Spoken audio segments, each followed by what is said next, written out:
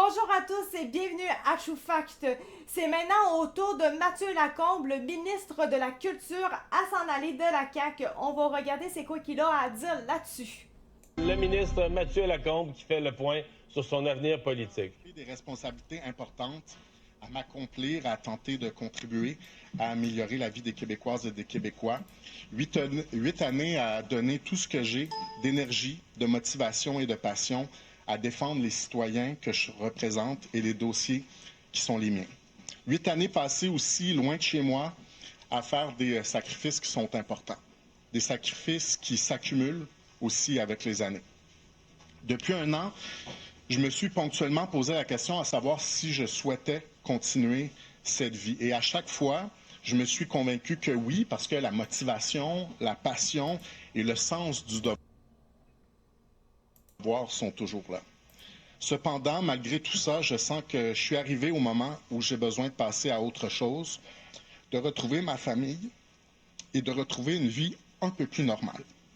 Je vous annonce donc que je ne solliciterai pas de nouveau mandat en octobre prochain. C'est une grosse décision, une décision émotive, parce que ma vie tout entière tourne autour de la politique depuis presque une décennie, depuis 8 ans déjà. C'est-tu mot? C'est juste qu'il a pas envie de partir pour de vrai. Je trouve qu'il a l'air un peu beaucoup émotif pour une personne qui part réellement par lui-même en le voulant et tout.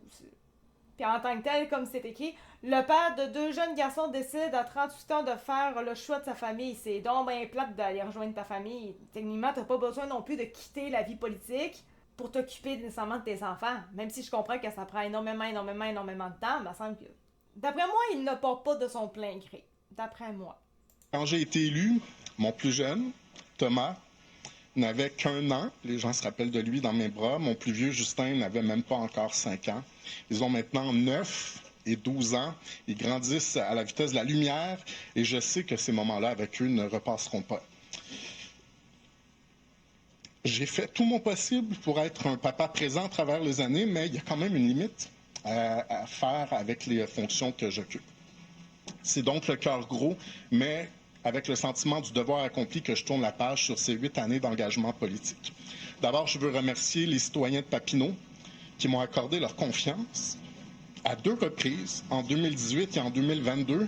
Cette précieuse confiance que vous m'avez accordée m'a vraiment donné des ailes et elle a rendu tout le reste possible. Donc, merci du fond du cœur. Que ce soit la sécurisation de l'autoroute 50, son élargissement, la construction de l'école des Grands-Pins, l'agrandissement de l'école du Sacré-Cœur, la construction de la maison des aînés de Masson-Angers ou des centaines de projets qu'on a réalisés ensemble, je suis vraiment fier du chemin qu'on a parcouru. Je veux aussi remercier le premier ministre Legault de m'avoir fait confiance en octobre 2018 en me nommant ministre de la Famille, alors qu'à l'époque, j'étais âgé d'à peine 30 ans. J'en viens encore pas. Il m'a renouvelé sa confiance en 2022 en me donnant l'immense privilège d'être ministre de la Culture et des Communications. Quand M. Legault est parti, comme tous les membres de la Coalition Avenir Québec, j'ai eu un choix à faire. J'ai choisi d'appuyer la première ministre parce que je voyais en elle les qualités que les Québécois lui découvrent aussi aujourd'hui. Le sérieux, la rigueur, un amour sincère pour le Québec et un plan aussi pour le faire progresser. Je veux donc la remercier pour la confiance qu'elle m'a accordée à son tour en me confirmant dans mes fonctions. Le ministère de la Famille, donc, et le ministère de la Culture et de Communication, quel privilège quand même j'ai eu d'occuper ces fonctions-là. Au ministère de la Famille, j'aurais eu l'occasion de lancer le grand chantier pour les familles. Ça me semble tellement loin, mais en même temps, on dirait que c'était hier. Un grand chantier qui s'est notamment soldé par la création d'un nombre jamais vu de places subventionnées dans le réseau, l'augmentation du salaire des éducatrices et des responsables de services de garde éducatifs à l'enfance, la création de services de garde éducatifs en communauté, la mise sur pied d'un nouveau guichet d'inscription et une première aussi, la conversion de places privées en places à contribution réduite. J'ai tellement aimé travailler avec ces femmes, pour la plupart, mais aussi ces hommes, il ne faut pas les oublier, de cœur, qui veillent sur ce qu'on a de plus précieux, nos tout-petits. Ça a vraiment été un grand privilège. Au ministère de la Culture et des Communications, j'ai tenté de faire honneur à ceux qui m'ont précédé en menant une politique résolument nationaliste, parce que la culture, c'est l'âme de notre nation. Avec nos équipes, on a notamment créé le Musée national de l'histoire du Québec pour enfin donner aux Québécoises et aux Québécois un musée qui met leur histoire à l'honneur, une institution dédiée à faire rayonner ce qu'on est profondément comme nation. On a mené un combat ici sur la scène internationale pour l'encadrement des plateformes numériques, notamment avec l'adoption du projet de loi 109 et tout le travail sur la scène internationale à l'UNESCO. On a lancé un chantier sur l'avenir de l'audiovisuel québécois pour moderniser l'industrie et lui donner plus de moyens pour nous assurer que nos films, nos séries télé continuent de rejoindre leur public. Puis on a bataillé pour faire augmenter le budget du Conseil des arts et des lettres à un seuil historique de 200 millions de dollars parce que nos artistes, ils en avaient grandement besoin depuis bien longtemps. Occuper ces fonds. Moi, c'est un peu ça mon affaire, c'est que quand tu t'en vas en disant j'ai donné pour les aider, mais l'affaire, ta vraie job, ça n'aurait pas été de faire en sorte que le monde s'intéresse vraiment à ce type de culture-là. C'est bien beau de donner de l'argent, mais si les salles sont vides, si les musées sont vides, ça ira pas plus loin quand même. L'argent, ça ne changera rien. C'est éphémère. Donc moi, je trouve pas qu'il ait vraiment réussi parce que ça n'a pas amélioré pareil au niveau de la présence du public. Ça s'est pas amélioré. Pour moi, c'est un échec. Fonction de ministre de la Culture et des Communications aura été, de loin, un des plus grands et des plus passionnants défis de toute ma vie. Ouais, mais pourquoi tu t'en vas si t'aimais ça à ce point-là? Clairement, il s'est fait crisser dehors.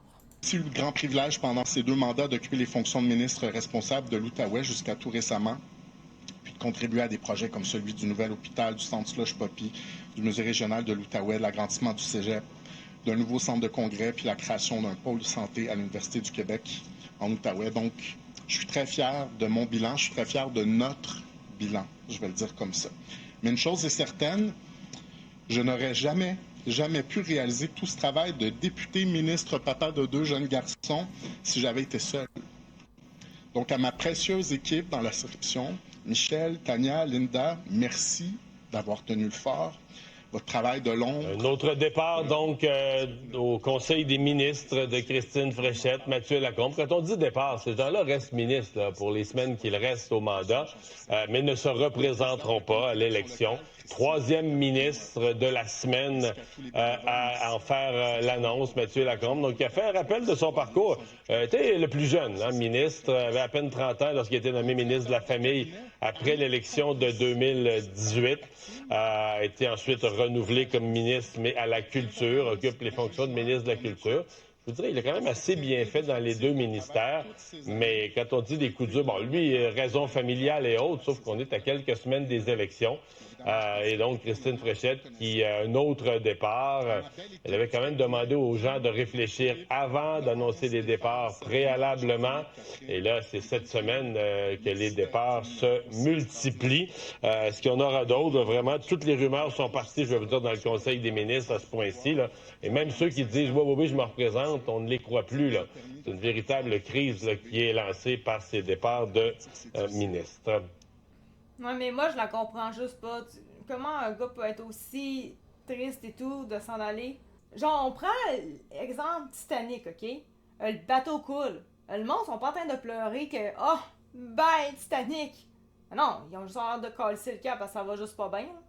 Genre, ça coule. Pourquoi il est dévasté de même, de bord? Si c'est pas fait coller là. Y a-t-il autre chose sinon, à part ça, d'intéressant? Donc, c'est le 4e caquiste à quitter le parti.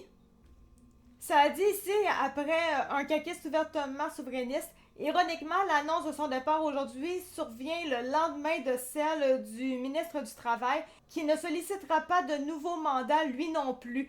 Madame Christine Fréchette, elle dit que c'est sûr qu'il y a des réflexions qui sont faites par l'ensemble des membres de la députation.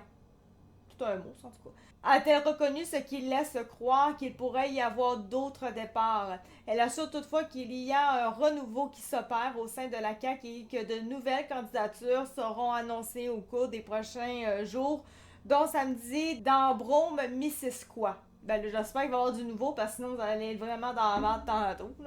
Ils n'ont pas le choix et puis personne n'embarque. Donc voilà, merci beaucoup de m'avoir écouté, ou plutôt d'avoir écouté plus une vidéo dans une vidéo, parce que c'est pas tant moi qui ai fait la grosse job cette fois-ci. On se retrouve pour une prochaine vidéo. Merci, ciao, bye!